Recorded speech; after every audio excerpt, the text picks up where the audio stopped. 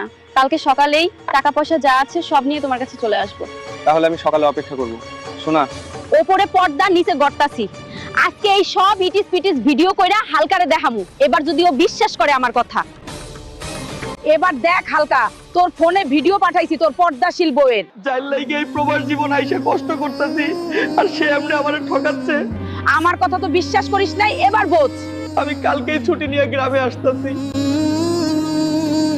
করুণাময়ী, তোর আর সেজে গুজে বের হওয়া লাগবে না, একবারের জন্য বাসা থেকে বের হয়ে যা, আমি সবই জেনে গেছি। এ কি, তুমি কখন এলে? এমন বইয়ের দরকার নাই, তোরে আমি তালাক দিলাম, এবার তুই কই যাবি, যা। আমি এমনিও তোর সাথে থাকতাম না, ভালোই। জান কই তুমি? ও আমাকে তালাক দিয়ে দিছে, তুমি জলদি আসো। সরি, আমি তোমার মতো তালাক দেওয়া মেয়েকে বিয়ে করতে পারবো না। তাহলে আমি যে টাকাগুলি তোমাকে দিলাম ওগুলি কই? ওই টাকা দিয়ে আমি লন্ডন চলে এসেছি, তুই আর ফোন দিবি না। হাদিসে আছে বেশিরভাগ মেয়ে জাহান্নামে যাওয়ার অন্যতম কারণ হচ্ছে তারা স্বামীর সাথে কুফরি করে।